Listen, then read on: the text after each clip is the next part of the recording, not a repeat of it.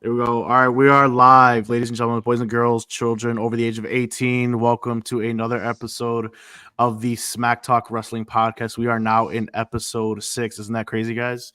Episode 6 already. Time flies when you watch wrestling and you talk about it. So, but welcome everybody that's here. For those of you who have never been here before, let me quickly explain what we're all about. So, the Smack Talk Wrestling Podcast is a WWE inspired talk show that we pretty much do here. We break down the past week in the WWE. Once again, I always say this every week, but this is for now. We could expand later on, but for now, we strictly talk the WWE and what happened this past week. Once again, guys, I want to thank you guys for always, giving us the engagement, the comments, the likes, the shares. We all appreciate that. So as you guys watch throughout the show, please comment, like, share the live, and we'll bring up your comments if it's something that we want to talk about. So, but anyway, welcome my co-hosts David and Angel. Welcome back for another episode. How you guys doing tonight? I'm doing pretty good. Oh, my bad. Didn't mean to jump all over you. No, go ahead. No, I'm doing pretty good. There was a local Comic-Con that was in my area down here in Peoria, Illinois, and so I picked up a lot of good Spider-Man stuff, some Pokemon stuff, and some pop figures. So just adding a little bit of spice before coming on to tonight. Sounds like you did a lot of adulting today. Hey, my inner 5-year-old was coming out in full force today. All right. Angel, how you doing, bro? Good. Sorry I wasn't here last week. Told you Rio was going to win. The show was better than I thought it was going to be. And Bobby Lashley should be fired. He wanted to put that jab in. Oh, snap. I was praising Bobby Lashley last week, and now you want him fired. Bobby Lashley should be fired. All right. Well, It's not on the docket, but go ahead. I'm going to give you the floor for the minute you want to bash on Bobby Lashley. Why should Bobby Lashley be fired? No, I mean, there's a lot I could say about all of it, but Gonzo's right. He's just, besides the spear of Logan through the pod, that was cool. But other than that, he was just useless. And when he came in, he got 0 pop. I felt so bad for him, actually. And then, he just didn't make a difference in the match. It just felt weird, I don't know. I can't explain it, but it just wasn't good. I felt both him and Logan did absolutely nothing in that match. Yeah, It was weird. It was weird. I don't know. It was a weird Last week situation. was weird then, because I was singing his praises. Yeah, it was weird. Were you? Oh, okay. I didn't even hear that part. He did. I thought the girls' one was pretty good. Tiffany looked really good. I thought she took so many bumps. Star in the making. She looked amazing to me. Like, I already liked her a lot, and now I'm like, dude, she's legit. So that's it. That's all I gotta say. For sure. All right. So it's Tiffy time. All right. Yeah, we all know you like her. So do we. You're not the only one in the world. All right. Moving on. Let's just go. That was not on the docket, but Angel was not here last week, so we let him get his shots in on his boy Bobby Lashley. But yeah. So thanks for that. Anyway, so let's just move on to the hottest story in pro wrestling. It seems as though every week we're starting with the Bloodline, but once again, it is the hottest story in pro wrestling leading up to WrestleMania. So a few things for this week, the Bloodline. Number one, if you count all the Rock's promos, we had an hour worth of promos this week from the Rock that I could have just lived without. But I digress. Whatever. So, did you guys watch the Rock's ridiculous YouTube promo? I loved it. I was at the gym when I'm dying on the elliptical as I'm listening to The Rock and he's doing his thing. And at the very end of at least the YouTube one, I enjoyed that. And ultimately, the SmackDown stuff, I was getting really upset because it kept cutting out. And ultimately, I thought it was the Wi-Fi because I was watching it. And I started blaming my wife because she was messing around on her phone. And ultimately, I come to find out that wasn't the case. Nah. Yeah, it's some fan had a stupid sign out there. So I'm actually shocked that they didn't take it away because every time I've gone to, any type of AEW show or WWE show, like unless you're a kid, they're taking those signs away. So it's Die Rocky Die. That's one of his legendary comments from when The Rock was born. Since you brought that up, I just have to say, like, I don't know, since I think it happened to Dominic, I guess they're like flipping him off when he was leaving. What match was it? When he was leaving and they kept cutting it out. I can't remember now what he was part of. Oh, when he got kicked out of the was it the tag team titles match? He got kicked out. In Perth? Yeah. Okay. Yeah. He got kicked out and they kept flipping him off and they kept cutting it out. But it's like, bro, a paid event, like, or a premiere event, whatever you want to call it. Like this is okay, fine. Raw, like USA or Fox, whatever, so be it. But like, why is the premiere event being cut out because of people flipping them off or whatever the case may be? Like, we're paying for this or whatever. Like, I just don't understand why this is happening so much. I don't know. It just seems like it's happening every show now. It's kind of annoying. I don't like this whole cutout censoring thing. But and we were supposed to be out of the PG era. Remember that? Yeah. So I just don't like it. Yeah. But anyway, yeah. So The Rock's ridiculous promo. He also took 42 minutes to start SmackDown to essentially, in my opinion, do the exact same thing he did his last SmackDown promo, which was get cheap heat from talking shit to the crowd, telling everybody that they're meth heads and crack whores and whatever the else you wanted to say. But I mean, what did you guys think of that whole promo? And yeah, let's hear your thoughts about it. Angel, you go first, man. Yeah, I didn't see much of the YouTube one. I think I watched like 5 minutes of it, and I was just like bored. He started pulling. So was Cody. Sorry. Yeah, he started pulling podcasts talking crap about him. Yeah, I think it was Busted Open Radio. Busted Open Radio. Yeah. Mm-hmm. And that was actually a while ago. I had seen that clip a while ago. He just pulled that out, but I think that clip happened back way before, obviously, when Cody announced what he's really going to do. Yeah. But anyways, he pulled that out from forever ago, and he started, complaining about that, and like he's trying to make it him against the world. I don't mind the heel side of him. You're calling it cheap heat. I mean, I feel like The Rock has always just been a cheap pop guy, though. Like the gimmicks, the making fun of everyone, the witty comments. I feel like now he's yeah. So since you're talking about the cheap heat, I'm only saying cheap heat is because he did it again for back-to-back promo. Like you did it 2 weeks ago and then you did it again. That's all I'm saying. But go on. No, for sure.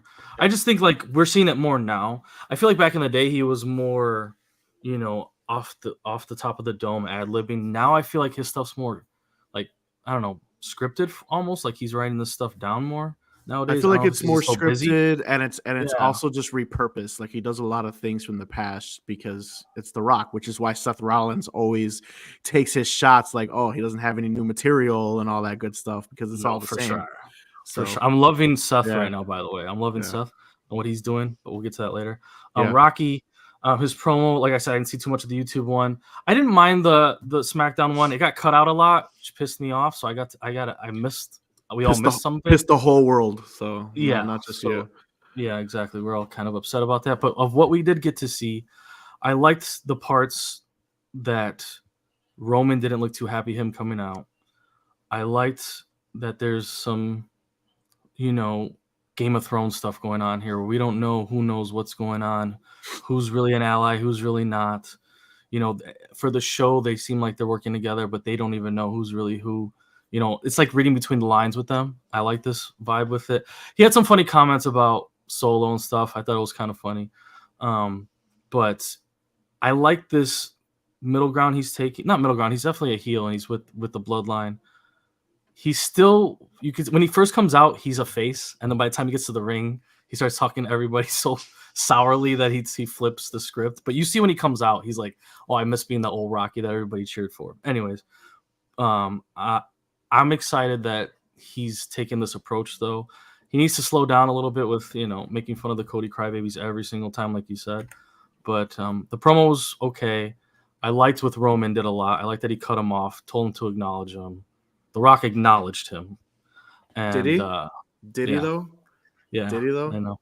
So The Rock acknowledged him. But yeah, I thought it was a interesting segment. At least he shows up, and at least he's every week almost now. Like, I mean, you have to. It's WrestleMania season. If you don't show up for WrestleMania season, bro, then I mean, like, what are you doing? You're on the board. There? You can show up once a year if you feel like. What are you doing there? I mean, I don't know.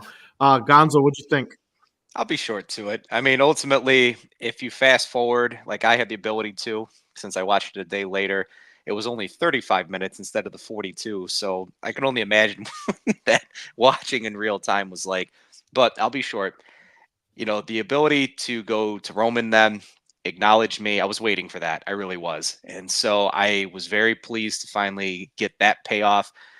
And yeah, towards the end, he's kind of doing the thing with his hand, kind of the Ricky Bobby. I'm not quite sure what to do. And then Paul Heyman even caught him as he was, trying to throw up the one. But that part of it was a good payoff for me.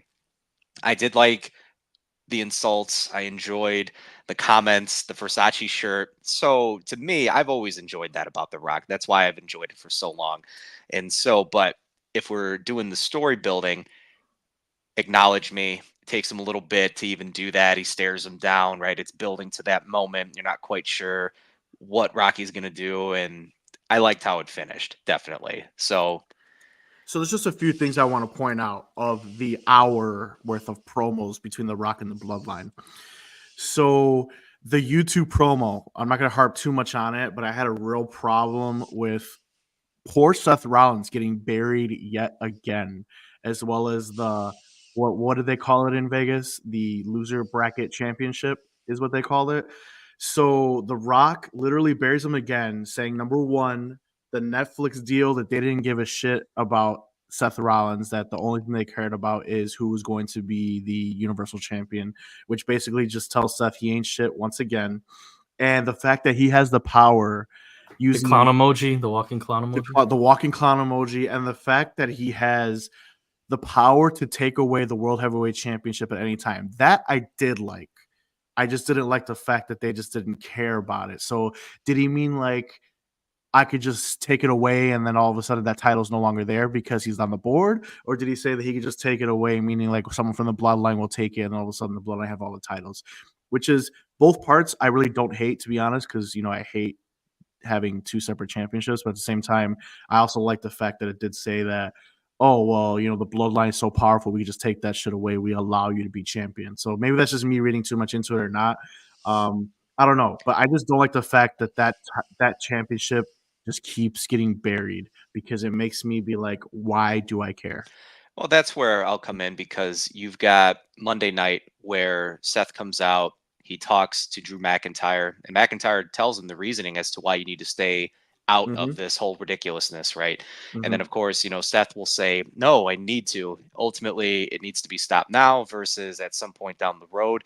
And when The Rock was talking about taking the title away and I'm on the board and no one else is my superior and I can do basically whatever I want, I'm thinking to myself, I was like, wow, here's the challenge. It's going to be a tag match that The Rock presented, of course, to Cody. Seth and Cody versus Rock and Roman, night one. And if they win, here's the stipulation. There's no bloodline that will get involved. However, if you don't do it, they give the stipulation that we can do whatever we want, right? More threats about how they're going to interfere. I'm thinking, I said, well, what is Drew McIntyre actually going to say in response to this now, right? Because he is the savior of WrestleMania. And he, again, is trying to add legitimacy to that title. He won't.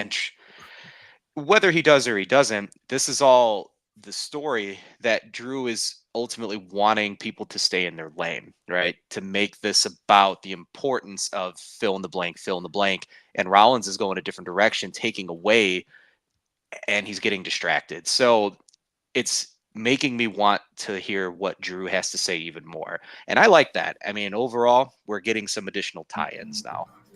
We are. So since we're on it, The Rock declines Cody's one-on-one challenge. Says he ain't worth it, and counter offers with the tag match. So we've all been saying that that's the way that Rock gets inserted. It's not official yet, but it's pretty much going to be official. So Cody Rhodes, Seth Rollins versus The Rock and Roman Reigns, or otherwise known as the Bloodline. The stipulation. So if they win, if Seth and Cody win, the Bloodline is banned from ringside for Cody's match the following night. But if they lose, it's a Bloodline rules match, which is just another term for anything goes, whatever they want to do, street fight, whatever you want to call it. You call it no holds barred in our days. No holds barred. Hardcore match, no holds barred, extreme rules, whatever you want to call it. That's what it's going to be. What do you guys think about that? Do you guys like having them taking the main event of night one from someone such as Rhea Ripley, or even the World Heavyweight Championship being main event? So really quick, you're assuming that it's the main event? Guarantee it, 100%. Off of your opinion, though, there wasn't like off your opinion. Okay, all right. But 100% guarantee it. It's gonna happen.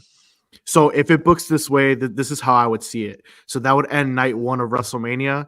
Night 2 would open Seth Rollins versus Drew McIntyre because the main event's going to be Cody and Roman Reigns. Or they're either going to open either Seth Rollins and Drew McIntyre is going to open night 1 or they're going to open night 2. But I feel like at that point, if you're going to make this tag team match main event night 1, then you got to put Rhea Ripley opening night 1. You have to. So, but like I said, you pretty much ruin a whole bunch of booking, in my opinion, of giving somebody else that spotlight because The Rock's just inserting himself.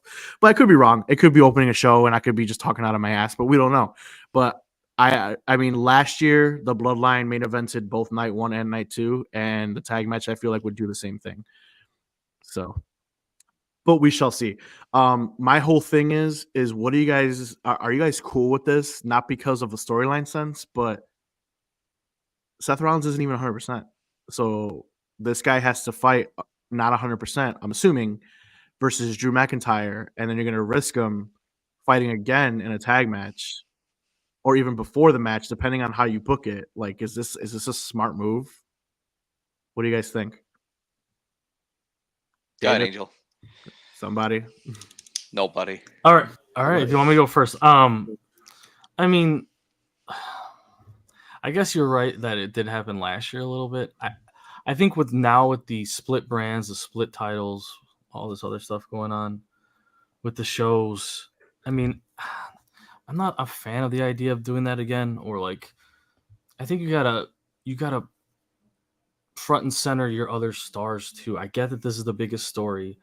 I get that this is the most eyes will be viewed on when these guys are doing their thing. Rock, Roman, Cody, Seth, whatever. But I don't know. I mean, you're putting asleep everything else around it, or burying, whatever you want to call it. But I mean, Rhea's so big right now. I know her match with Becky isn't like the biggest draw right now for us. Like, we're not super excited about it, but it's still a big event for us. But everyone else is, because everyone calls Becky Lynch and Rhea Ripley the Stone Cold and the Rock of the women of this generation. Sure, I mean, sure, that's fine. Yeah, either way, like, I still think they should be, up and put up to the front here.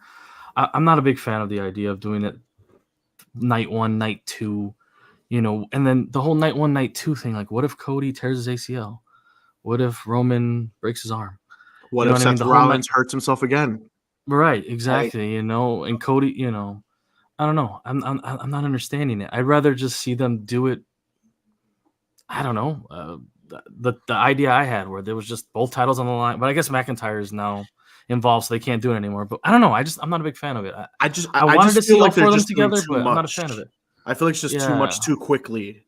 It didn't work out. Yeah, it didn't work out the way I thought it could have, and now they're making it this double event. Endgame 1 and Endgame 2, or like back to back. Like, I don't know.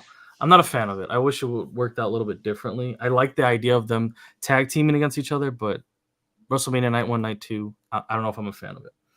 All right. So lastly, before we move on from the Bloodline, because they usually take up a good chunk of our time. So at the end, everyone absolutely lost their minds that Roman Reigns made The Rock acknowledge him, myself included. I thought it was amazing. It made Roman look so strong because everyone knows The Rock is the biggest star in that family, no matter what, hands down. But we talked about 2 weeks ago when you were on here, Angel, where The Rock first acknowledged the Bloodline and he did the L. But this time, he acknowledged the Bloodline, but this time the thumb was moving. It came in for a couple seconds, and it came out for a couple seconds, and then it went back in. And then it went back in. So now everyone's losing their minds. Now clearly this was done on purpose. You got Paul Heyman with his stupid freaking face, like, looking at him. What does this mean? So remember back when Cody says, I'm going to take everything from you, right? Do you think that The Rock is doing this to help Cody? Do you think this is just leading to a Rock and Roman match eventually? Do you think The Rock helps Cody in some way? What is this L thing? This is clearly done on purpose. All right. The Rock's not stupid. He knows how to put up a 1. Right? So this is clearly, we didn't know at first, but now it was done because he moved it out, moved it in. It could be that The Rock is just trying to throw up the U. I mean, he is from the U. That could just be muscle memory at this point. I don't know. Could this be? I have to go back and look. Was he pointing at Roman? Like, was this pointing somewhere else? Is this the significance where we're gonna lose? Is this like, or is everyone just playing too much? Or is he just senile and he's old and he doesn't really give a shit what he's doing? Could be. Or is The Rock just messing with everyone? All the Cody crybabies, like, hey, look at me, I'm doing this, and you guys are gonna talk about it for no reason. Like, no. Paul Heyman's seen it this time. It's all, again, this is, at some point, it's going to be. Paul Heyman really saw it, though? I mean, you're literally. He saw it. You didn't see his face? I saw his face, but I mean, his angle, was it perfectly at the L? I mean, he could have been looking. I don't know, bro. I'm not buying it yet. I don't know what's going on. Lost. Thanks for joining. I mean, I don't know. But I mean, this is definitely pretty significant, though. He moved it this time. I think you guys are. It's not an accident. It's not an accident. Diving a little too deep here on the. Maybe. But all right, that ends the bloodline. So L for love. That's right. L for love. Last. All right. So let's move on to everyone's favorite heel right now, Drew McIntyre, and how much he's a freaking absolute savage. So backstage, he had a lot of good moments here. Backstage, he basically tells Jay he deserves what happened last week when his brother beat his ass. Yeah, it was awesome. Then when he's dropping a promo, he sits like CM Punk in the center of the ring, crossing his legs. I mean, there's just a whole bunch of – he's on fire right now, man. All this with a ruptured eardrum. So one thing is for sure. So backstage, he's talking with Seth. He's pleading with Seth to back off with Cody Rhodes. Stresses that the bloodline needs to be eradicated, and if Seth Rollins is still involved, that maybe that might cost him. I don't think it's going to cost him. I'm going to ask you guys this question. Does Punk cost McIntyre the championship? Is McIntyre dubbed to lose this match, or does something happen immediately? There's got to be a Punk involvement. I mean, he's calling out Punk every week with shirts, working out with triceps, sitting down. Like, what's going on here, dude? Like, what's the end game with this? CM Punk is supposed to be on this upcoming Monday of Monday Night Raw. I know that. There we go. Okay. It's either this Monday or one of the following Mondays, getting closer to Mania. So, because I think it's this Monday, they're already sold out. They already made that announcement, and that could be where I think Punk is going to be televised. Angel, what do you think? What's going on? That's a cool idea. I don't know. I kind of, you're asking me today, so I have to answer what I think today. Today, I think Seth's going to lose the title to McIntyre. I feel like Seth versus Punk, that heat has just died because of the whole bloodline shift that Seth has taken. Really? He doesn't even he doesn't even talk about Punk. It's not even an idea. He's literally losing focus on what he has. And he's literally, I don't want to say he's like not carrying or bearing his own title, but at this point he's carrying so much more, and he has a point at the same time, but he's going to lose focus. Like McIntyre's showing him, like, you're losing too much focus on what you have to deal with about them. And Seth literally said, it's worth it if you take the title from, he literally said, even if you win the title from me, it's not going to matter because they're just going to come and steal it from you right after, because that's what they do. They're going to take over this whole business, which, yes, Seth is right in that regard. But now at this point, if we're just talking the World Championship or the World Heavyweight Championship, you're looking at Seth being distracted. You're looking at Drew taking this title because his heat is crazy. And you're looking at the promos with Punk. You're just looking at like a SummerSlam Punk return, match. That's what I'm thinking is going to happen here. So it's just what they're building up to. It makes total sense to me right now. I don't even think there's an option. Gonzo? I wish I could sit cross-legged right now in the middle of my floor and say, let's take a second to acknowledge a couple things. But no, I like, Mark, how the possibility of Punk interfering and costing Drew McIntyre that title. I like that idea. I really do, because there's definitely a lot that Punk is going to have to throw back at Drew at some point. I don't know if you do it so soon. It'd be cool to see. But then again, do you keep building and building, and you at some point introduce Punk and you're going to have it I don't know. Maybe it doesn't need to be done right now because the way that the story is playing out, they're trying to bring some type of relevancy back to that title. You've got the others that are completely destroying it, and then Drew is on this savior, right? I am going to do all of these wonderful things. I'm more intrigued in the bloodline / Drew McIntyre wanting to be the savior of whatever it is that he's trying to save. And the Punk, that can come at another time. That can be, after Mania.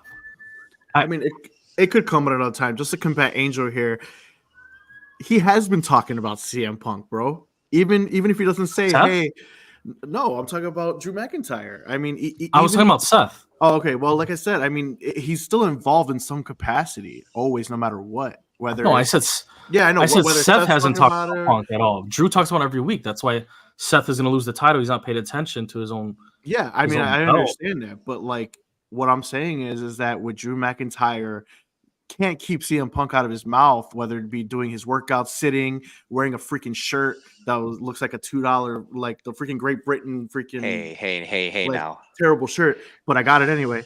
But like, it's like, dude, it's. I feel like at some point he's bringing him up so much. CM Punk has to be involved in WrestleMania in some way, and I really don't think either of them are walking out with the World Heavyweight Championship anyway. I still think Drew McIntyre is the one, but maybe not. Maybe not. There's a lot of ways this is gonna go with Drew. I mean, it could literally go the way I'm saying it. It could go the way you're saying, where Punk interferes and Seth somehow keeps his title. Mm-hmm. I don't know. Real quick, we're looking at Seth in 3 matches at WrestleMania, by the way. Is that right? 3 matches for Seth? 2. Or no, 2 matches. 2. Well, he's going to be involved in the last match, though. Like, he has to protect the Shield. Oh, you mean he's like the Shield. Like one of the protectors? Yeah. Yeah, he's in 3 matches, bro. Yeah. And then, okay. And then, so this is how I'm looking at it right now. It looks like there's recruitment going on, right? Like, you saw Paul recruiting Austin Grayson Theory. Waller. And Grayson, right? You see them. They're calling Drew a hypocrite right now because he's been benefiting from the Bloodline's antics, right? And he used to talk garbage about all this and telling Cody, you can't do this, or they screwed you last year, blah blah blah. So I don't know. Can we see like a Drew joining the Bloodline, inadvertently, not directly, but like, the enemy of my enemy is my friend type vibes, and then Punk comes back, he joins Cody and Seth, even though he hates Seth. We don't know. Like, I don't know. There's a lot of different ways this is becoming like a civil war in WWE. You know what I mean? And you can see a lot of Triple H is now like, oh, he's gonna come out and stop The Rock from doing his thing. You know what I mean? Like, people are cheering for Paul to come out and join into this. So there's a lot of like civil war going on here, choosing sides, picking a side, recruitment. It's funny that you've said this recruiting, right? I'm gonna go a little out of the WWE here. So we have 2 family affiliates that their contracts are up. One and both of them are from MLW. All right. Most notably, Tama Tonga, who is the son of Haku. He has reportedly signed a deal with the WWE, and it's a non-developmental deal. So could the Bloodline be adding more to the Bloodline come WrestleMania? Because all reports are saying, hey, it's Cody's time to leave. Or not Cody, I'm sorry, excuse me. Wow. It's Roman Reigns' time to leave. So everyone's saying once Roman Reigns loses the title, if and when he loses the championship, assuming he does, that he's going to take extensive time off. But the Bloodline. When you say leave, you mean time off, not leaving the company. Not leaving the company. Okay. I'll reiterate that. So with Tonga signing and everyone saying there's going to be more actual Bloodline affiliates coming from other indie scenes, they want to keep the Bloodline alive on the main roster without Roman Reigns. And that's part of it. So he could either use something where they help Roman Reigns retain, which if they do, dude, they're going to have a war in the stands. But we'll see what happens. But if they don't, the Bloodline's still going to remain. So I find it very interesting that you said that they're recruiting on both sides. Right. I mean, look at where the WWE is right now. Did you see Judgment Day talk to Imperium? You saw they said they want more gold. Rhea has got the title. They got the tag team titles. Dominic wants another title. He lost the one he had.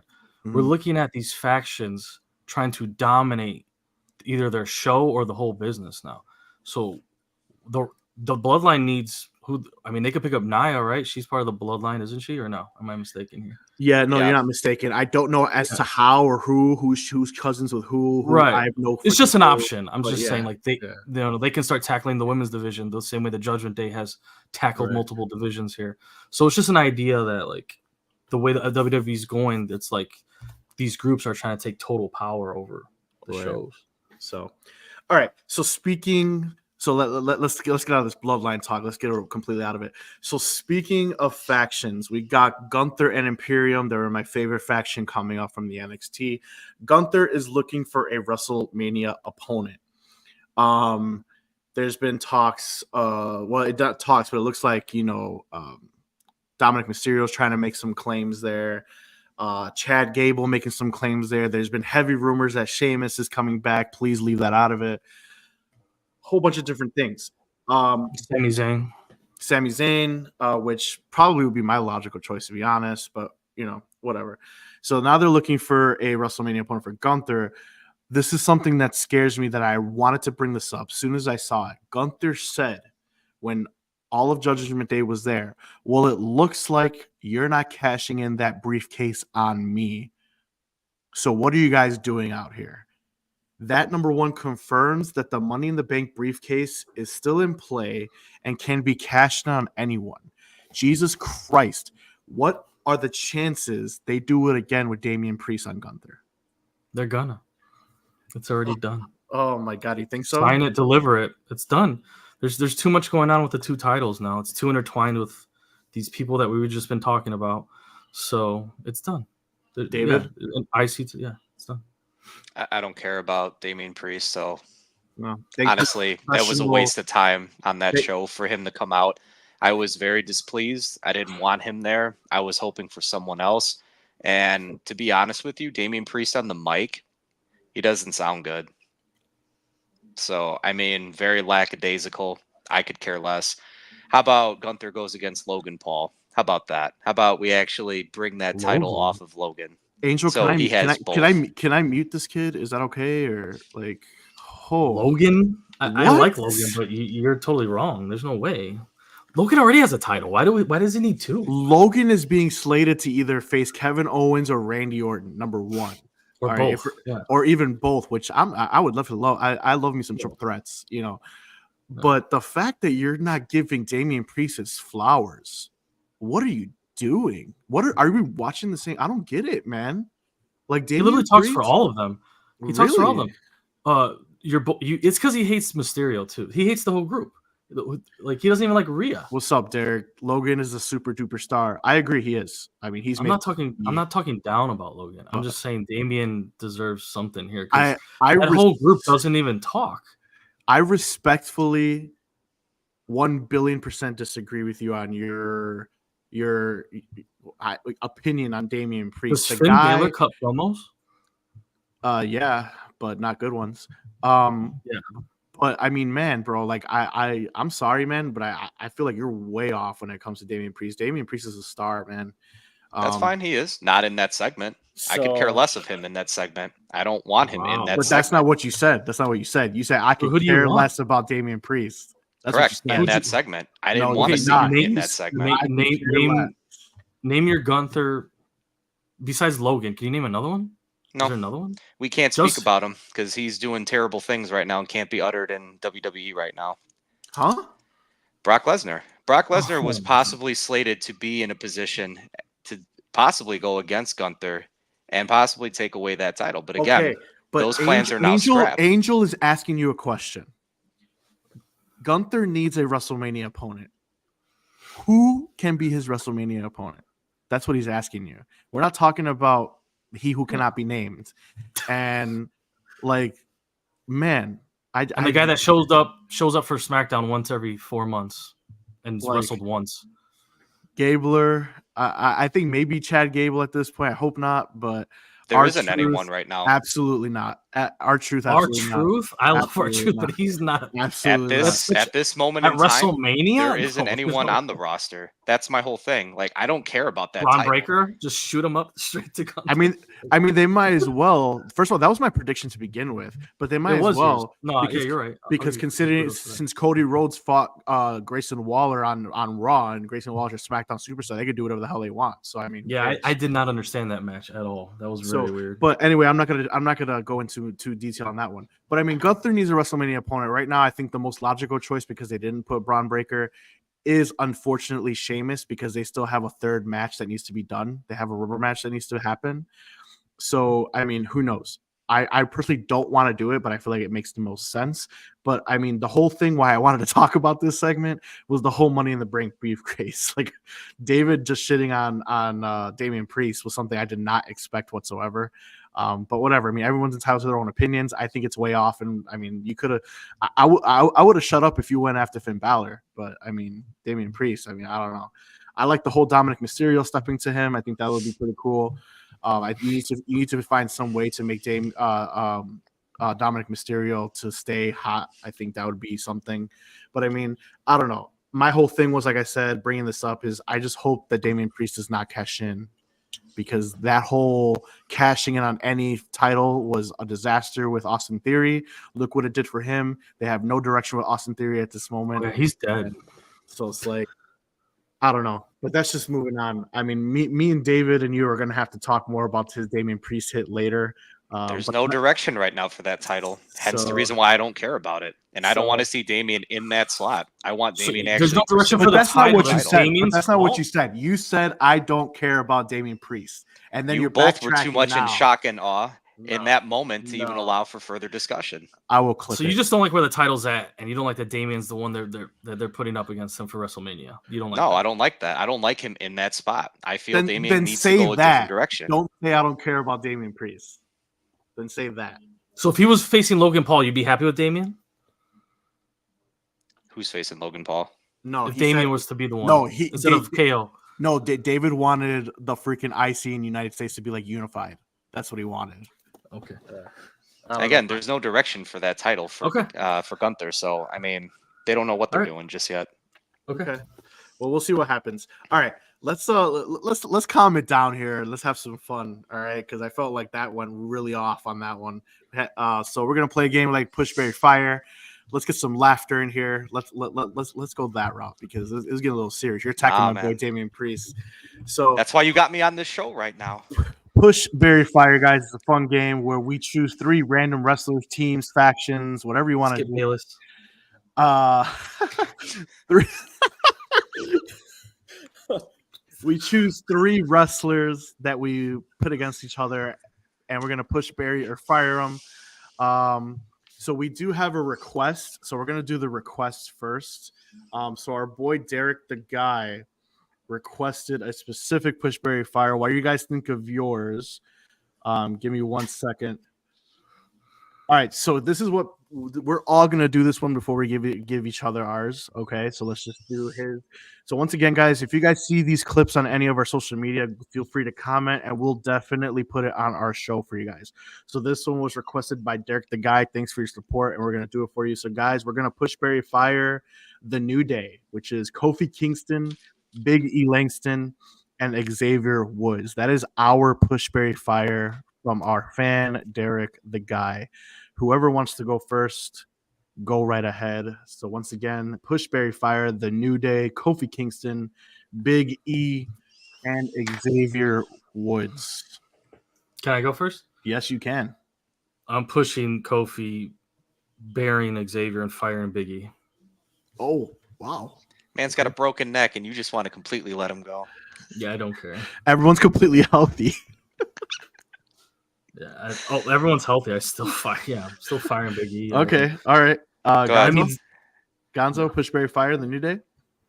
I'm gonna fire Woods. I mean, as much as I love the Francesca, I gotta let him go, and I'm pushing Big E, and then I'm gonna bury Kofi. Whoa. Jamaican me crazy. Mitchell says you're Jamaican him crazy. I agree with that statement. You are pushing Big E. Big E. You hate that type of wrestler. That's not your wrestler. type that you like to watch. According to Derek the Kai, you're not a fan of big meaty men anyway. So, wait, okay, tell me how Big E is. Put your push real quick. What do you enjoy about Big E? The fact that he throws pancakes out of his underwear, it's perfect. In his Superman cape. Oh my god! Okay. Your company's going. You don't see those hip thrusts that he does. Bankrupt. Yeah, you're losing your brand. Yeah. Don't let me channel my inner Skip on you. Please start a company against my company, please. That can be next. That can be next show. Derek, my answer to your pushberry fire is going to be very simple. We are firing Xavier Woods because he can just go play video games all day. I'm bearing Big E because I do like Big E. I think he's very mobile. I like him because I have the stigma of I hate big men, but I do like him, so I don't want him to be against me. And I'm pushing Kofi because Kofi Mania was absolutely awesome. That was an impromptu push, and they went with it, and it was absolutely fantastic. And the cereal Booty O's was absolutely terrible. Tried it, hated it, tasted like crap. Kofi could hold any title. He can. Yep. Derek the guy hating on my boy Xavier Woods. Hey, you guys can go game together all you want on Up, Up, Down, Down. So go ahead, knock yourself out. I like Xavier too. He loves anime and Dragon Ball Z and shit, but I mean, Kofi's better. But it is what it is. All right, so now let's go to the regular pushberry fire, guys. Gonzo, you're going to go first. Give it to Angel. What's he got? That's fine. I was asking one of my buddies, and so this is actually a specific pushberry fire that was given to me that I wanted to air on tonight's show. Okay. And so here we go. We've got Dolph Ziggler, Mark Henry, and Sabu. Dolph Ziggler, Mark Henry, and Sabu. Interesting. That's a random. These are very different wrestlers. Like they're not even close to being even in the same weight classes. Let's see what goes on AOK Gaming's. You know what's funny about these three guys is I'm a fan of all three of these guys. I've always been a Mark Henry guy in ring, even outside of the ring. Like I've always been a Mark Henry dude, even though he's a big dude and he wasn't as mobile as most of the guys were into, like, you know, entertainment wise. He still was. I thought he was a great superstar. Dolph, I always thought was underrated. Never really got to get any pushes ever.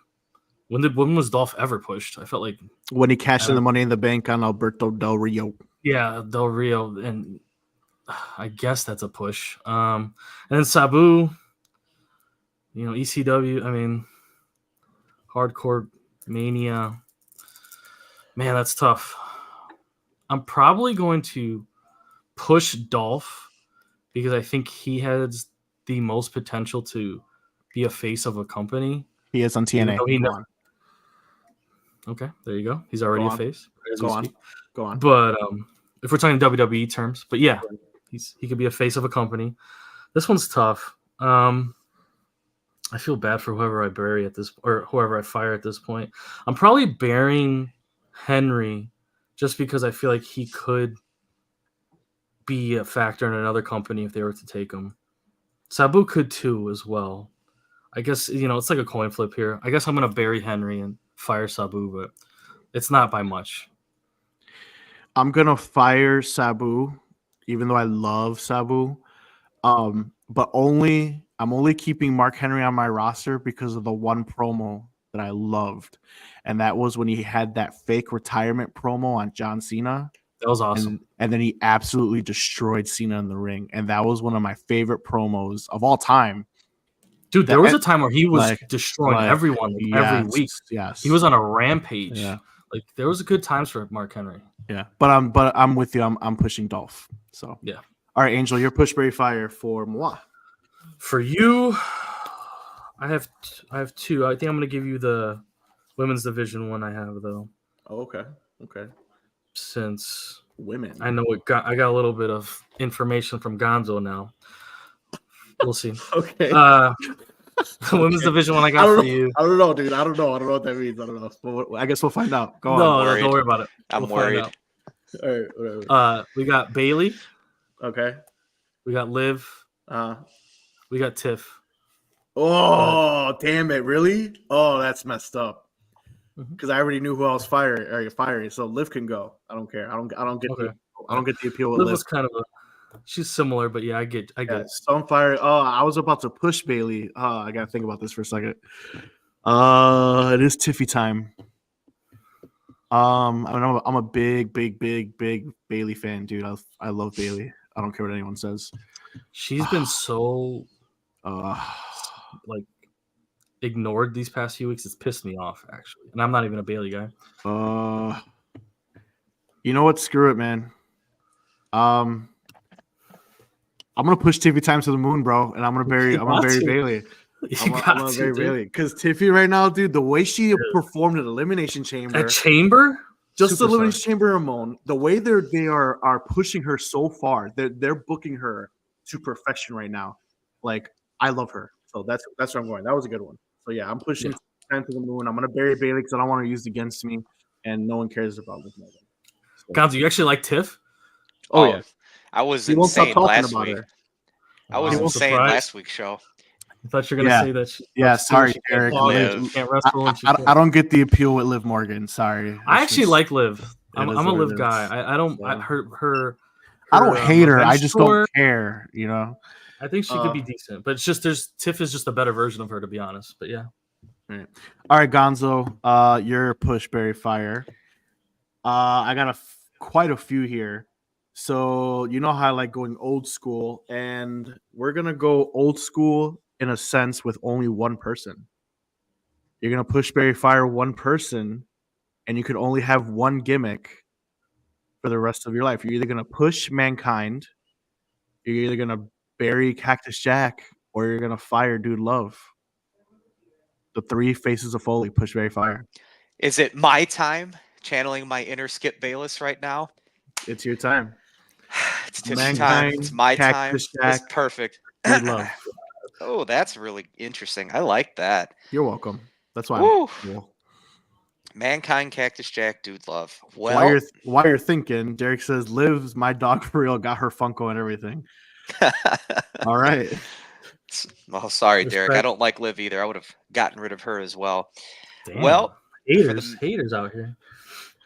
For the many faces of Foley, I'm gonna have to eliminate the gimmick of Dude got to get fired. So let's see what David says. Don't sleep on Dude Love. That's what I'm saying, but you know. Oh my God, because there's so much here. The haters for real. We hanging in the chat. And mind you, this is you really only get the one gimmick. You only get this is one. Really there rough. is no Okay. three faces of Foley. You get one face of Foley, and that's it. True. I just have to pick one. The other two just go off into the abyss to never come back. You're burying one gimmick and you're firing the other, and you're pushing one gimmick. So that's what it is. Push Barry Fire. Push Barry Fire. Three faces of Foley. Who you got? I mean, only one held the title, right? Yeah, that was Mankind. So I mean, we got to get rid of Dude Love. As much as I love that whole dynamic of that gimmick, I was obsessed with that as a kid. I thought it was one of the funniest things growing up for sure. I love the song, the whole him walking out to that. It's comical. But no, we're gonna have to get rid of that one. That one was painful. I'm gonna have to bury the Mankind gimmick. I've always loved the Cactus Jack. That's ultimately how he himself got started, got known. And I mean, with Foley, he could have turned that into something else, because you could bury Mankind, but with Cactus and his charisma, those matches and those spots, we're going to have him get noticed regardless. And he could morph that into something else that he ever wanted to. Okay. Angel, do you agree with his push Barry Fire? I can see that. You know what? I'm thinking about it, and I'm wondering if he wasn't in the Attitude Era, would have Mankind stuck with Cactus Jack? If he was in a different era, like if he would have been like now, would Cactus Jack have been more of an option for him? He could be Joe Gacy right now. That's what I'm saying. Yeah, like he filled a void that was needed in the Attitude Era with Mankind, but now he could easily have been Cactus Jack and been a great superstar. That's what I was saying. It's an interesting one. I kind of agree with Gonzo a little bit there. I can't hate on it. Okay, but Mankind's obviously an all-time character. Yeah, you came firing to hate on me tonight, so I mean, I'm ready for it. All right, Gonzo. Now we're gonna go counterclockwise. Who do you got for me? For you? Well, I'll give you this then. I'm gonna give you Legacy. Oh, burying Mankind is out of pocket. Sorry, had to highlight that. I'm gonna give you this one. we'll be quick. I'm going to give you the faction of Legacy. Okay. Cody Rhodes, Randy Orton, and then DiBiase. Firing DiBiase. Yeah. Because he's a criminal. I mean, he's a criminal. You guys know that, right? Okay.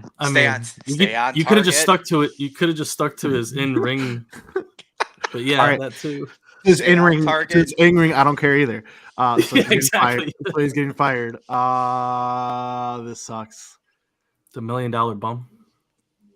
I'm just. It's hard.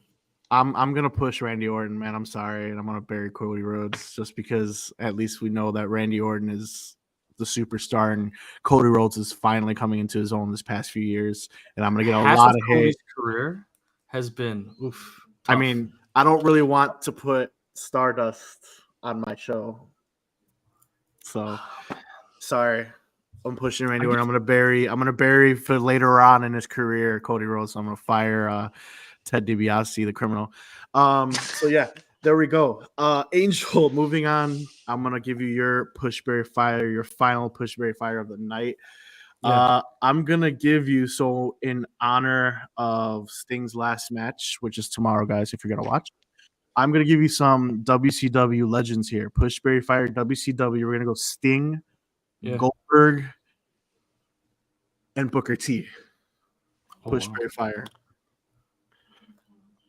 Yeah, I'm pushing Sting, burying Booker, and firing Goldberg. Well, that was easy. Didn't even break a sweat. Yeah, okay. No, it's not even close. Booker T is actually a phenomenal superstar. Sting is just beyond him, the icon. I mean, but we all loved Goldberg. You can't. No, we don't. We all loved Goldberg back in the day. We all. No, I didn't. I did not love Goldberg. Yes, no, I didn't. This guy. Goldberg is the reason we have the Braun Breaker show every week now. The reason Brock Lesnar does it every week. The reason Ryback did it every week. The reason that this is the way we bring big guys up every week is because of this freaking guy. Okay, but we're talking about Legends 90s. Nonsense. We're talking about 90s. We're not talking about what we know now. That shit was boring. That was not fun. The jackhammer on nobodies. Okay. All right. His matches were boring. He kicked people in the face. He speared them. And then he jackhammered them.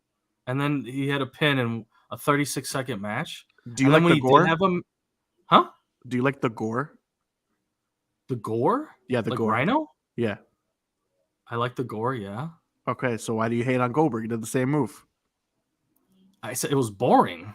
It's the same move. He's boring. We didn't spear or gore people in David's pool all day, every day. We didn't say what's that to do with Booker T and Sting, though? You're talking about I agree. I agree. And Sting. No, you gave me the options that.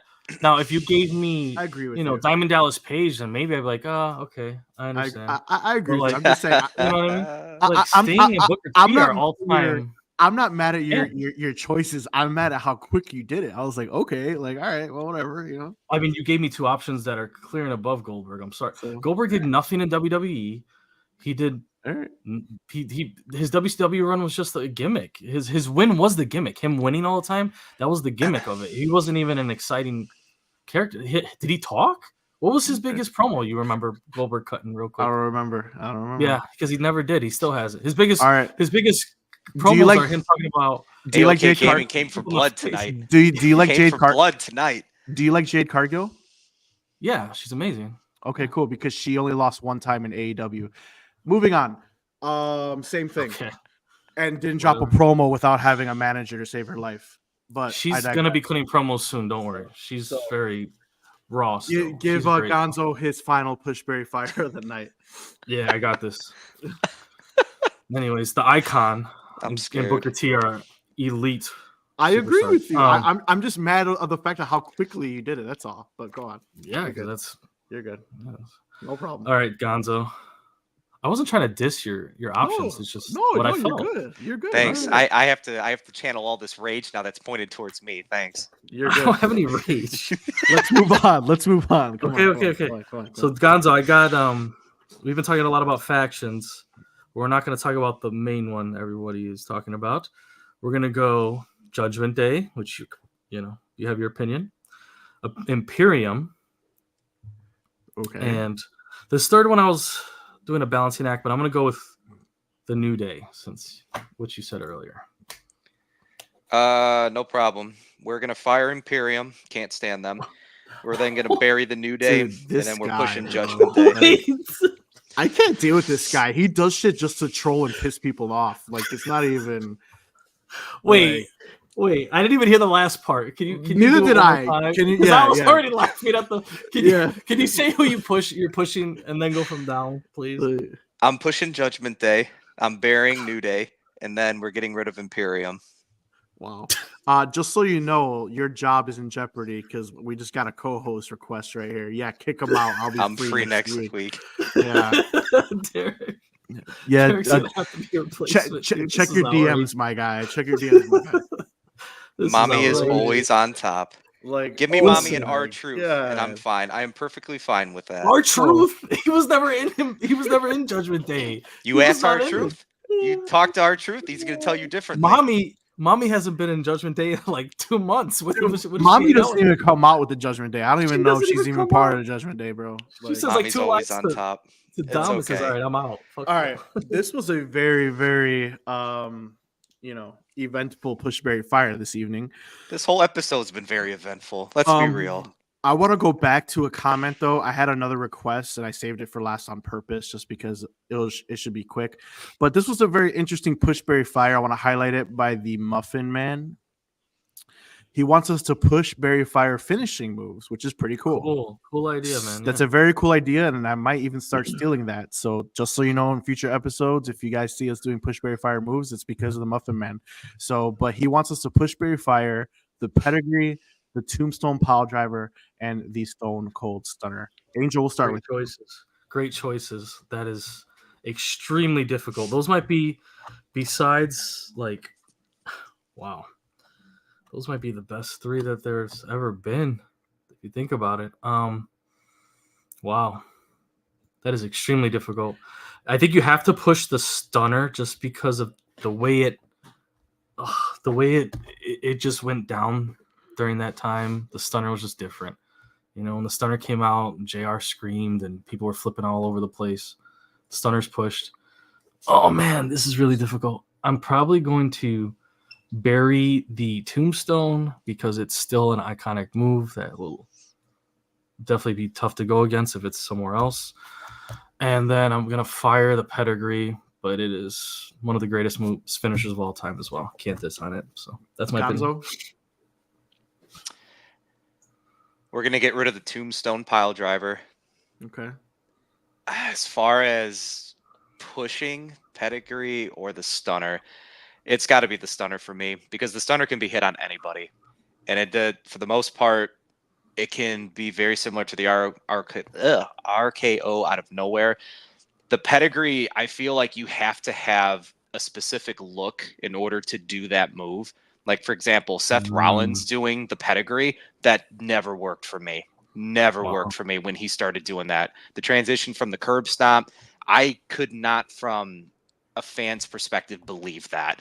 So the Stunner, however, can be done big, small, mediocre.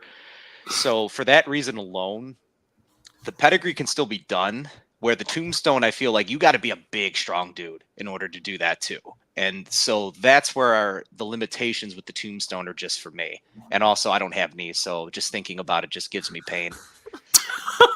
Yo, nobody said you had to do it, Gonzo. All right. I want to reiterate that this is a really cool idea. So thank you again, Muffin Man. Secondly, there's no wrong answers here because these moves are amazing. I agree. So that's why I'm not really arguing with anybody here because I like to argue. So I just want to put that out there. There's no wrong answers here. So I'm just gonna go based on what I like. And unfortunately, I'm gonna fire the Tombstone because out of those 3 finishers, special, whatever you want to call it, that's the one nowadays that is hit and people kick out of. And I hate that. I'm going to bury the Stunner because a lot of people currently do it. Not because I hate it, because we all know The Rock's ridiculous freaking self. Who else does it besides KO? Everyone in AEW, everyone in MLW, like everyone. Oh, it's other companies. Okay. It's a very. It's not just. I'm not talking about WWE. I'm talking about just in a broader spectrum. They do a stunner or they do a cutter. They do a stunner. We're not talking Okay. about the cutter. Yeah. And that's the only reason why, because obviously, like I said, I love the stunner. And I'm pushing the pedigree because no one does it. Cody Rhodes. Mhm. So that's it. It's like it's very minimal on who does it, if anybody, and it's still a move that finishes, and I love it. That's the only reason. So go break a knee or something. You are pissing me off today. So Cody Rhodes uses it. It doesn't end matches. What match? Who do you use it on? Tell me. I said it. He uses it in every match. Who do you use it on? Who do you use it on? Tell me. He did use it recently. I forgot who it was against, but he has used it. I've seen him use it. It's part of his basic moveset. Pedro hates. Thanks, Pedro. He hates the pedigree. What? Really? And Derek, the guy, says, our truth is definitely in the Judgment Day. Calm down, Angel. Yeah, okay. Live, laugh, love. Yeah, no, he's with Regeneration X, bro. What are you talking about? Yeah. All right. So moving on, we still got a couple things left to talk about. That was really fun. Once again, thank you for that fun push, Berry Fire. That was really cool. And it's going to definitely make me rethink for next week's episode. I can say that one. So start preparing, guys. Moving on, let's talk very little of NXT, not too much to harp on. So let's talk about the hottest story in NXT. Carmelo Hayes, Ilya Dragunov did a contract signing for next week, NXT Roadblock. Well, let's talk about it, man. What did you guys think of that? What do you guys think of my boy Tony D'Angelo entering the fold for the NXT Championship? My boy finally getting himself a faction, recruiting other people. What's going on? Is next week when Trick reemerges? Does he cost Carmelo the championship? Are we getting that Stand and Deliver, the Don of NXT, Tony D'Angelo versus Ilya Dragunov? What's going on? Break it down, guys. I'll ask you a question. Is that an odd placement to have the Don just inserted so close to WrestleMania season like that? Nope. Because because I see where you're going. It's a good question. I don't think so, because we're just finding out people who are getting champion. Like right now, a week ago, we just found out who's challenging Seth Rollins. It's around the same time frame, and you have to find some way to get Trick Mello to Stand and Deliver. That's the whole point, right? So you need someone else to insert themselves against Dragunov. So this is exactly. So this is a great way to do it, because now I could pretty much guarantee there's going to be some type of shenanigans next week where Mello has to lose that number one contenders match against the Don, right? And who better to set up for Stand and Deliver? Trick Williams. If it goes that way. I think it's the obvious play, but at this point, it's your only play, because Trick has still been off of TV. And plus, it's time for the Don to truly be the Don of NXT. The guy is a star. So, Gentleman of Mary. Good for him. So, Angel, what do you think of my boy, the Don? I mean, yeah, I think you're right on. I mean, but everything you're saying makes sense. It's the only way they can go right now. Stand and Deliver is obviously the most important thing in their eyes. This is why I don't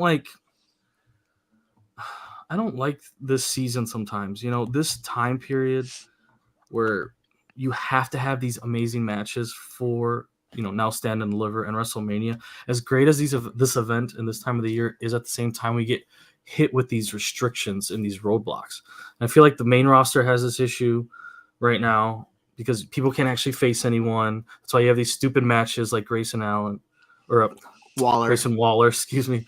Grayson Allen plays basketball. I know my Graysons. But yeah, you know what I mean? So like they have to get creative, and they have to get, these types of situations with the contract, and so I think what you're saying is right on. This is what they're going to do now to get to Stand and Deliver. I think everything you said is 100% on. I really don't see another option. I really don't. I don't see how else it can go. I don't have another opinion about it, to be honest. I mean, at this point, it has to be, because Trick has been off of TV for so long. So how does Trick get back at Mello, costing him the championship, and then we lead to the final blow off at Stand and Deliver, and then the Don finally gets his flowers. He's finally getting a full faction. He's going to recruit Crucifino, the Italian-looking lawyer, gimmick. Yeah. The mob lawyer. It's gonna be was great. that what it was? That's what it was, right? Yeah. Dude. Yeah, mobster. I freaking love the family. Like, you have no clue how much I'm on this faction right now, and I just pray to God or They've any been losing. wrestling. Well, I mean, to set up for the Don going for the main I title. know. Now he's going to add somebody to the faction, so now he doesn't have to be in the tag title scene because they'll add it on to the family. They're going to face the bloodline, bro. Book it. We're going to make him go up to the bloodline. I don't even care as long as he's in that main event title. I don't even care because I freaking love this gimmick. It's my favorite gimmick. Love it. But we're not gonna spend too much time on it. I think we're all in agreement that Trick has to reemerge next week now for sure. So we'll see how that goes. He has to show up at some point, sometime. It has to be now because unless they plan on using the championship to feud their feud, which doesn't make sense to me because that feud doesn't need a championship to have that payoff. There's no other play. So, all right. Moving on, I'm sure this is your guys' first look on this. This is why I kind of wanted to talk about it. The Heritage Cup match. So if you guys don't know what it is, if anybody doesn't really know what it is, I know not a lot of people like to watch NXT. Shame on you. It's a rules. You get 6 3-minute rounds, and the first to 2 victories wins the cup. It's like real wrestling. It's exactly. It's something different. It is from NXT UK. It is pretty awesome. I actually really enjoy it just because of how different it is. But the story here, Charlie Dempsey, the son of William Regal, is the new Heritage Cup champion. What did you guys think of your first look at that type of match? I mean, maybe more so Angel. I think David's seen it here and there. But what do you guys think of that Heritage Cup match? Should that be something people implemented more in wrestling, or do you feel like it's just good for just what? I'm all for changing and going into these new opportunity matches where you can see different storylines that can develop from a match like this. You can have them, get disqualified and still win. You can have them show how they're so even. They go into the extra round. Something else happens. There's so many ways these matches can go, and it's just different. I'm tired of seeing, the no holds barred hardcore champion match that we see every week, every time someone, street fight, no holds barred fight, unsactioned, right? Get the tables, that stuff's fine. Put a cage around it; it's the same match. But if you get to change the rules a little bit, right? Like, we don't see the I Quit matches anymore, like we had when we were growing up. You don't see the Iron Man match. You don't see these types of matches that with the rules change. Submission match, ultimate submission matches we used to have back in the day with, those guys. So I want some of that to come back. I want some of these matches that have different rules and different stipulations besides just getting a chair and a table and I win. Agreed. David, what'd you think about the Heritage Cup?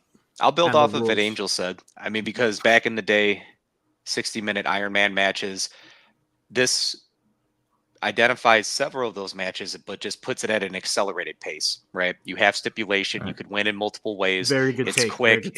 It's to the point. And so that hits a lot of things for myself because you can't do 60-minute matches in today's, you're going to lose a lot of people, right? Wait, but why not? You have The Rock out here doing 45-minute promos. That's cinema. Well, there was a commercial break. Wrestling. Yeah, that added some additional 7 minutes to it. No, I do like the Heritage Cup. That was really cool to see because I, for the most part, wasn't quite sure what it was. And then as they explained it and went from there, I said, okay, I can definitely vibe with this. Yeah. I really enjoy the Heritage Cup.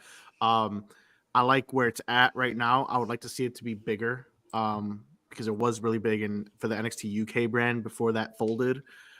So that's really cool. I like it. Like Angel says, really different. So we'll see what happens. But the bigger story, like I said, Charlie Dempsey making us feel old. Yeah. Regal's son winning the cup. So hope you guys feel old. Teacher. So there's that. Old. Yeah, but he's a great teacher in WWE. He's a great trainer. So for sure. So all right. So last thing about NXT. Next week is one of those special episodes, like kind of like how AEW does. It's called NXT Roadblock. It's kind of like a pay-per-view for free type deal. Baby pay-per-view, yeah. Yeah, little PLE. So here we go. So far we got 4 confirmed matches. Let's just do a quick little prediction on what might happen. All right. So first and foremost, we got the NXT Championship #1 contenders match between Carmelo Hayes and my boy Tony D'Angelo. Who wins, guys? D'Angelo goes over because Trick interferes. Yeah, I think that's unanimous. Angel, how do you feel? Yeah, I don't about even think. Yeah, we don't have to talk about it. Yeah, We just did. there we go. 100% unanimous decision. Trick's gonna interfere. And then I don't know what this is. This is another hardcore match for Angel. Yeah, This is one of our The Asylum match. This is called just- an Asylum match. just Straight call jackets, it the needles call and pills. It's gonna be great. yeah. If if you bring out thumbtacks and stuff, let's just start calling it the mankind. So we got an whatever, Asylum Boiler match. room match. An Asylum match between Dijak and Gacy. Who goes over? Casey. Oh, Dijak. Oh, split. I just want Dijak to win, to be honest. I think Dijak wins, but it is still not over there. I think their feud ends at Stand and Deliver. That's So why I said yeah. Casey's got to win this one because Dijak won the first one. I don't know. Okay. It doesn't matter. I mean, Gacy's still after him. I mean, I'm pushing for the sociopath. Let's go. So, all right. Since that one's really quick to predict, any crazy prediction on what might happen, like as far as like a gimmick weapon, anything? Last time we had little small soldier toys. What do you guys think? It's an Asylum match, right? So I feel like maybe Straight Jacket or straight. He came out. Was it Gacy? Who came on the Straight Jacket? Was it Gacy? Gacy. Yeah, Gacy came out in the Straight Jacket. So yeah, I could see that probably being part of it. They'll both start in it or something. Right. They got to get out of it. Right. So next we have the WWE Women's Tag Team title match. The Kabuki Warriors coming to NXT to defend against Tatum Paxley and the NXT Women's Champion Valkyria. Who goes over? Anybody? Bueller? Anybody? Wait, real quick. This is for the WWE Women's Tag Team Champions. Women's Tag Team Championship match. Yes. Kabuki Warriors are defending against Tatum Paxley and Valkyria stalking Tatum Paxley and NXT Women's Champion Valkyria. I mean, there's no shot the Kabuki Warriors lose these. They're not losing. Angel or David? Yeah, Kabuki goes over. Yeah, there's no shot. I think Paxley and Valkyria win. Why? Because I think they're pushing this stalker story, and WWE doesn't care about the women's tag team titles anyway. So, just to be different, just stealing more heat from Bailey. Why does Bailey have to get screwed over? Yeah. So, when it happens, you heard it here first. David. Last confirmed match here: the NXT Tag Team title match between the Wolf, aka Mud Dogs, defending against Chase U. Who wins? Mud Dogs, baby. Yeah. Mud Dogs. Yeah, I unfortunately I agree with you. So, but we'll see. I think the Mud Dogs, Wolf Dogs win. But I feel like the Good Brothers or the OC, whatever you want to call them nowadays, will have another, beat down post match. Real quick, we got the barbed wire bat coming back. I can see that. We'll see because I don't know if that's part of the Asylum rules match. Doesn't matter. It's all good. Someone's gonna get strapped up. So they haven't said what. No one has said what the rules are. It's just just said an Asylum match. I don't know what that means. What if it's like we had the what's the coffin match? Where they throw him in the coffin? Casket match. Oh, and you have to casket match. So do you think they have to? You got to get him in the straight jacket. Strap him in the straight jacket. Yeah, you got to tie him up, and once he's tied up, you win. Yeah. If that's the win, that'd be awesome.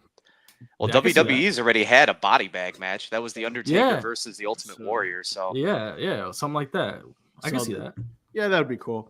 All right. So last thing, we're going into a segment we call Hot Tag. So if you guys ever seen PTI, we basically just run through this really quick. So first thing on the docket, we got the women in WWE being booked very well, as long as your name is not Naomi. So what do you guys think of the Rhea Ripley and Lynch? They're definitely punishing her. We'll get there. So the women WWE, like I said, being booked very well. We got Rhea Ripley and Lynch, I think, promoting well, regardless if us three actually like that match or not. I feel like they're doing a very good job. But I do want to note, Nia Jax is not being forgotten. What do you guys think of her involvement? Do you think maybe she gets inserted in that match, or what do you guys think? Gonzo, go ahead. That's no. I want to hear from Angel because I'm scared to even give an answer right now. Is she gonna be inserted in that match? Absolutely. Is it possibility? I mean, no. Okay, Gonzo, No, what do you there's think no of the Nia Jax involvement?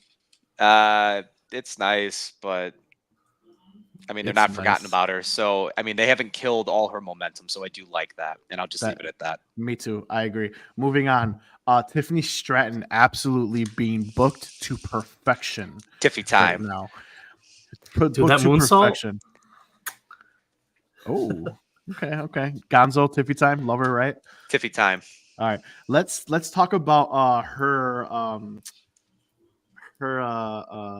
opponent of this past week. We're gonna skip down real quick. Naomi, another one. Did she make a mistake returning to the WWE right now, guys? She's paying her dues right now. She didn't make a mistake, but she's got to bite the bullet for a little bit. Yeah. Yep. She'll get her time. She just has to keep going though and keep her mouth shut and doing her thing. But she'll come back. Like I said, not spending too much time on this, but the fact that she did not get an on-screen entrance against Tiffy time. That is. Well, we could blame Dwayne The Rock Johnson for that. So that's probably what happened. I hope so. That's what happened. That's a great point. I hope so, because if not, that's Dwayne's fault. That's what you do to jobbers, bro. That's Dwayne almost took up an hour, so I'm blaming it definitely on Dwayne. It was Dwayne. Bailey's story on Damage Control. How do you like? Thumbs I love up. it. I hate that she's ignored every week. Besides, I think that's a great statement. I think that's a great statement. They don't do it enough.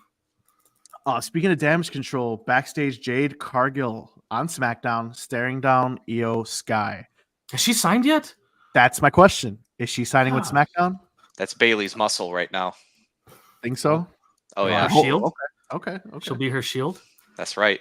Okay. Braun Breaker being horribly booked on the main roster. I can't stand it.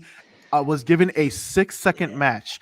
Are we dubbing this because of The Rock as well, or do they have no idea what to do with him because he's another big guy doing the same intro booking to the main roster on The Rock saved us. That would have been a 45-second match, and they changed it to 6 because of The Rock. Right. I just want to note that Braun Breaker has already been established. You can't do this anymore where you have a big guy and you want to introduce him and you squash him. You love Goldberg. 10 matches. You love Goldberg. I love Goldberg. I loved it. Absolutely. But yeah, once again, kids there's kids right now that when you were that age, no one likes it. No one are cheering for him like he's Goldberg and want to see him go 94-0 now. Because that's it's been proven though. So that's what we're gonna do now. Listen, Goldberg beat legit guys. Can you tell me the name of Braun Breaker's opponent without Googling right now? Oh, dude, I had his name. Oh my god, What's his name? What's his name? What's his name? Because that guy was big as hell too. I was like, maybe they'll actually have a match. I'm like, maybe they'll actually get him. Exactly. Maybe he'll get speared. My I'm point. Like, oh shit, he's gotta come back. So your little point of trying to call me out on Goldberg is moot because at least Goldberg was doing it on named guys. He did it on a guy that you can't remember. We're gonna move on. We'll save this for another hot take another day. Let's go. The LWO versus Legado del Fantasma. Do you care? No.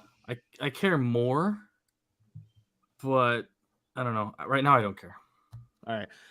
This is a big one for me, in my opinion. Shawn Spears, formerly Ty Dillinger in his former time in NXT. The perfect 10. Went to AEW, was not utilized, which is why he left. What was his name in AEW? Shawn Spears. Shawn Spears. It was Shawn Spears? Okay. Yeah. So now he has returned, and they're allowing him to keep his own gimmick as the chairman. What do you guys think this time around? Is that a good sign, bad sign? Oh, I'm glad he's there. I was actually pretty amazed that they allowed him to keep the Shawn Spears name. So that was pretty awesome to see.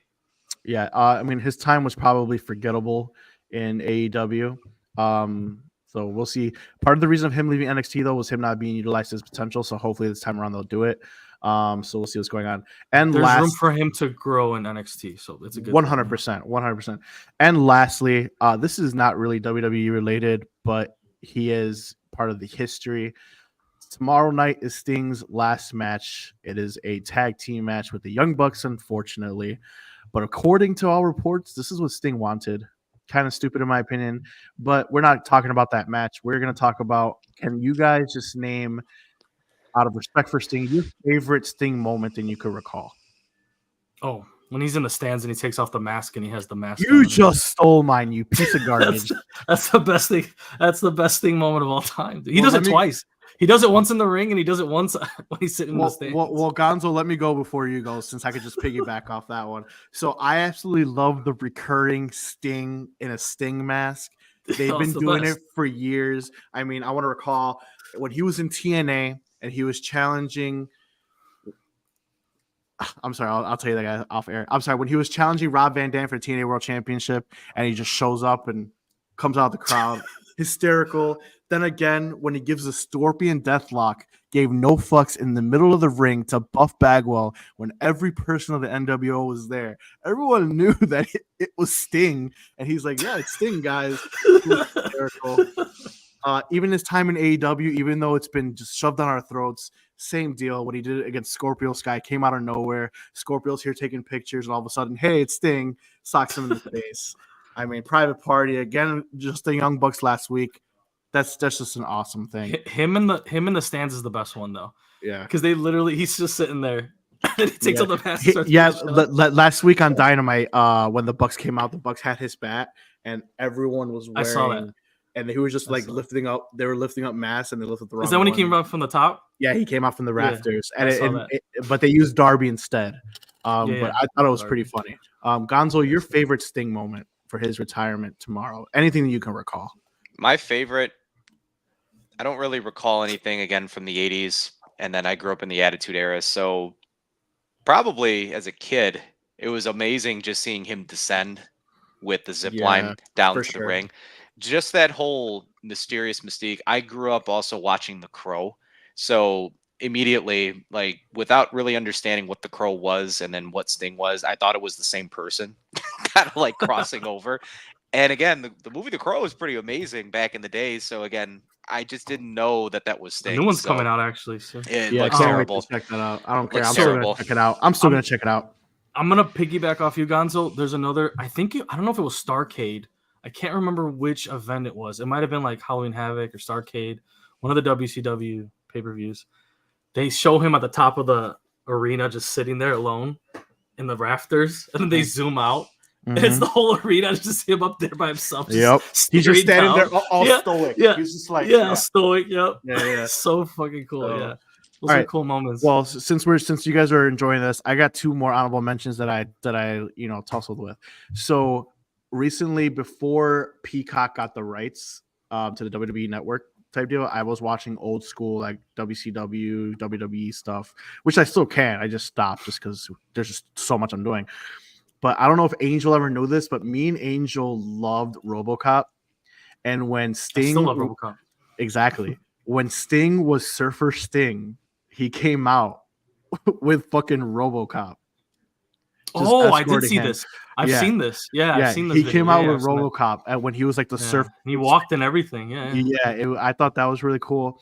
And then lastly, we're just gonna get a little emotional here. When he finally came to the WWE and he faced Triple H at WrestleMania, I thought it was really cool, even though he lost, which bullshit, but whatever. I thought it was really cool that you had DX come out and then you had NWO come out for Sting, just signifying the wars, going back. And I thought that was really cool. It's kind of like a full circle type moment. It was a moment like all encapsulating the whole era in one match. Yeah. So even though I felt as though they either should have had a no contest or I felt like Sting should have went over just because they finally brought him over.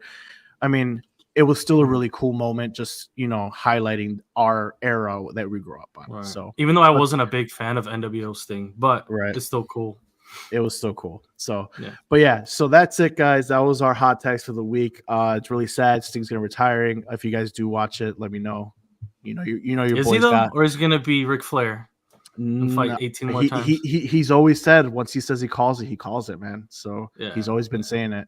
So we'll see. I mean, we shall see. Personally, I'm going to be honest. If the rumors are true that he wanted this tag match, it kind of sucks. So I'm kind of hoping that he doesn't retire and he's like, no, just kidding. But I mean, if this is how he wants to go out, then let him go out. So he says he wants to put to be. So it is what it is. He's had a long career, so yeah. So, sure. would have rather see him face, some like a callback, Taz or Jericho or Jeff Jarrett, even Samoa Joe. There were so many TNA ties that they could have done, but it is what it is. If this is how he wants to go out, then that's how he wants to go out, and good for him. Congratulations, one of our favorite wrestlers of all time. So, it is what it is.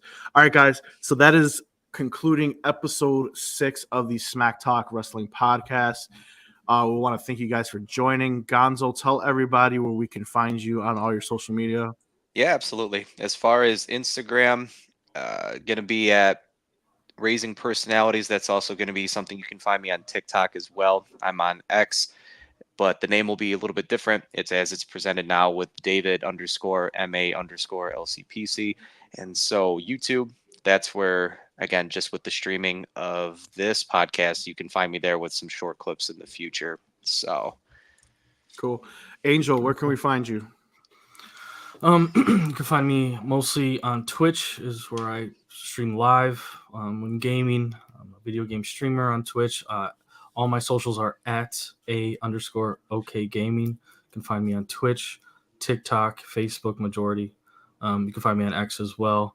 And you'll find I also post my VODs of my streaming on YouTube if you want to find me there. And everywhere else you'll find me with these guys. So and what are we streaming nowadays? It really depends. I'm variety right now. Catch me playing FC soccer, 2K with my cousin here, Marc. Playing Helldivers, playing Siege is probably my game that I've been playing for 10 years. Rainbow Six Siege. Catch me playing that a lot. Really competitive. Playing that. So depends what day it is. You'll catch me playing a lot of different things. Hopefully WWE soon. When does WWE drop, Marc? Do you remember? I can't remember. I think like 2 weeks. 2 weeks? Okay. Yeah. Well, I'll be getting it, so you'll catch me playing that for sure. Probably with. You're getting it for real? Oh yeah, I'm getting it. Yeah. Here we go. I'm calling it now. Yeah, I heard it's going to be pretty amazing though. They're going to do 40 years of WrestleMania that you could replay. So I think this is really cool. No, so, yeah, I'm getting it. So we'll figure some stuff out. We're going to have to figure out some co-streams here, so we'll see how that goes. Yeah. All right, guys. So everyone, you guys know where you can find me, pro_wrestling_kingpin on all social media except Facebook. I don't do the face. So yeah, I'll be posting clips. I also we're doing live pack openings. You can see that if you're into the wrestling cards. Speaking of wrestling cards, I recently guest starred on the Jelly Cards podcast. You can find that on iTunes and Apple Podcasts, and Spotify. Excuse me, Jelly_cards. I forgot which episode it is, but it'll say featuring Pro Wrestling Kingpin. We have another episode. Actually, I'll be guest starring pretty soon about that in the near future as we get closer to WrestleMania. And also on Monday, I will be also guest starring on the No Holds Barred podcast, where we'll be talking about all of pro wrestling and breaking down Sting's last match. So you can find that on iTunes and Spotify as well. And lastly, Angel's going to get a little shock here, but we have been in talks of a Chicago sports podcast. So be on the lookout for that. That would be pretty much us here, but we'll be talking about Chicago sports in general, the Justin Field saga, Chicago Cubs, all that good stuff. So once again, we want to thank you for your time, for joining us, guys. And until next time, we'll talk some smack. We're out.